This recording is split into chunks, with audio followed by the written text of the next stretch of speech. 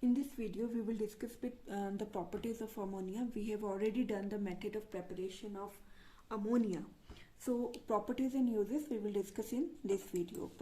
So, the first property is that ammonia exists as a gas and it is a colorless gas with a pungent odor. And odor is very pungent. Like if you breathe in ammonia gas, so that causes headache. So, pungent odor is there. The second is like it is if we talk about the melting point and boiling point of ammonia, so it will be having a high melting and boiling point. So melting and boiling point will be high because here um, intermolecular hydrogen bonding will be there. Because of this intermolecular hydrogen bonding, ammonia has high melting and boiling point. So what is there? Like we have here nitrogen molecule. Okay, so this is ammonia, NHH. Now what will be there? Because nitrogen is electronegative, highly electronegative as compared to hydrogen. So it what it will happen? It will be having a partial negative charge, and here you will be having a partial positive charge in this way. Okay, so this will form bond with another, so that will form intermolecular, that means one molecule and another molecule. So with the hydrogen of another ammonia, so in this way it will be there. So in this way you will be having intermolecular, this is intermolecular hydrogen bonding. Because of this bonding, hydrogen bonding, because of the presence of H bonding, the melting and boiling point is high for ammonia. Now let's study the structure of ammonia. So in ammonia, what will be there? It is in this way, nitrogen, and then we have, or simply I will write like in this way, okay, hydrogen, hydrogen and hydrogen, and here you have lone pair of electron. So if we talk about the geometry, it will be trigonal, pyramidal. We have one lone pair, this is the lone pair, and we have three bond pair. So these are the three bond pair. Okay, and the hybridization. So if you look at the nitrogen, you have their 5 valence electron, and in s orbital you have 2 electron, and then in px, py and pz 3 are there. So this is the lone pair. Okay, and these 3 are forming bond with hydrogen. So these are forming bond with, this is s orbital and this is p orbital. So these are forming bond pair. So covalent bond with 3 hydrogen. Okay, so the hybridization is sp3. So sp3 is the hybridization. Okay, and because lone pair is present, so presence of lone pair, because lone pair is there, so presence of lone pair make it a Lewis base. So this is the structure of ammonia. Now ammonia is highly soluble in water. Okay, if we look at the solubility in water, so this is highly soluble in water. Even in the lab, when we are using ammonia, we need ammonia, we use ammonia solution, that is ammonia in water, that is ammonium hydroxide.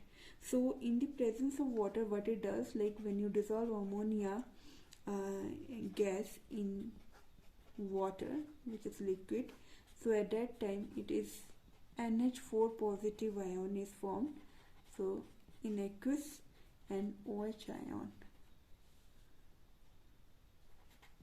So it is basic in nature, like it forms OH ion. So we can say like it is basic in nature in this way also, like although it is having a lone pair and it acts as a Lewis base, but in water also it gives OH ions. So it is basic in nature. So because it is basic in nature, so when we react it with with any acid, like we have ammonia reacting with HCl, so at that time ammonium chloride will be formed. Okay, salt will be formed. Now because of the basic nature, because of the basic nature, so because of the basic nature, so this is the next point.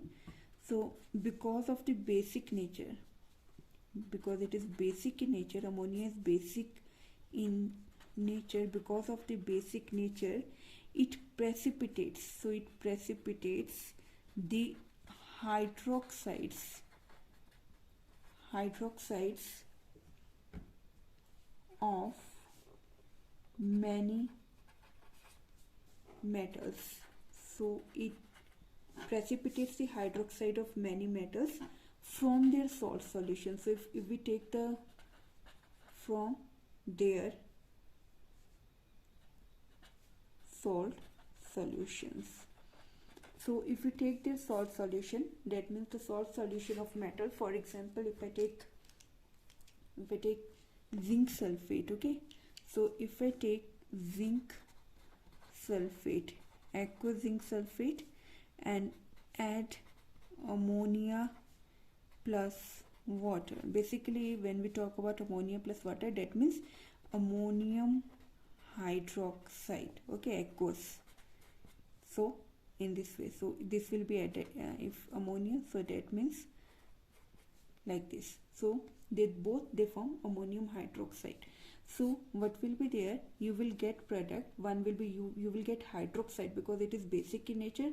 Ammonia is basic in nature, so you will get, when you react it with the salt solution of the metal, you get ammonium, you get hydroxide of these metals. So here you will get zinc hydroxide, and white precipitates are obtained. So this is solid plus ammonium sulfate you get. Okay, also, like if we have we will take another example where we have FeCl3, so aqueous, this one, with ammonium hydroxide. Ammonium hydroxide is what? It is ammonia dissolved in water. So ammonium hydroxide, so at that time you get iron oxide and X moles of water, so you get brown precipitate of this one. So we get precipitate, it precipitates the hydroxide. So these are the hydroxide, again this will be the hydroxide. So it precipitates the hydroxide from their salt solution, plus you get what we have used Cl here, so it will be NH4Cl. One more thing is there, like and that is very important, like that ammonia is used for detecting metal ion.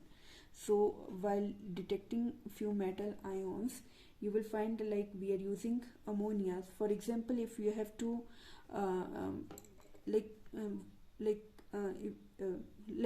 why it is so, like because in ammonia we have lone pair of electron here, so here lone pair of electrons are there. Okay, so it donates its electron, it will donate its electrons for linkage with metal ions. So if you have some metal ions, so it donates its electron for linkage with metal ions, like if we have copper +2 or silver ion is there, so what will happen, this is blue colored, and when silver is there, so it is silver chloride we take, so it is having white color.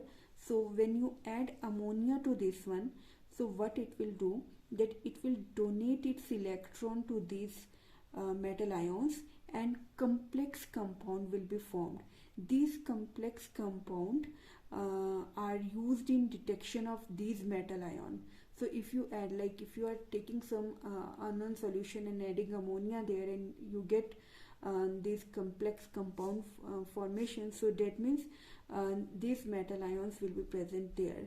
So it donates its electron to these metal ions, and like copper plus 2 is there, so with ammonia it will form deep blue colored, this one. Okay, so this is one complex ion, and this is copper is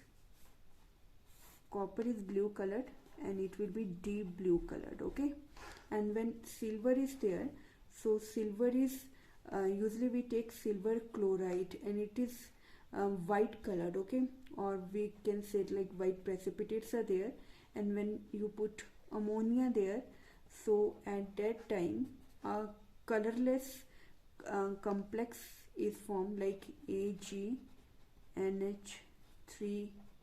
twice, so it is Cl. So we get colorless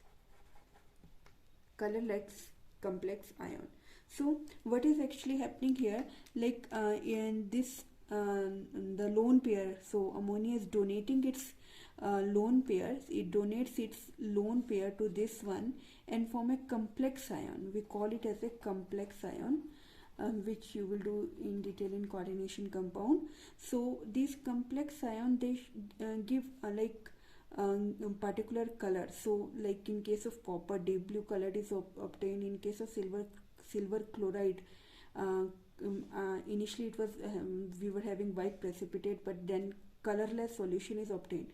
So and so in this way we get this complex compound, and these complex compound are having wide application. Then is the uses of ammonia. So the first use is, when we talk about uses of ammonia, it is used to produce various nitrogenous fertilizer. So nitrogenous fertilizers.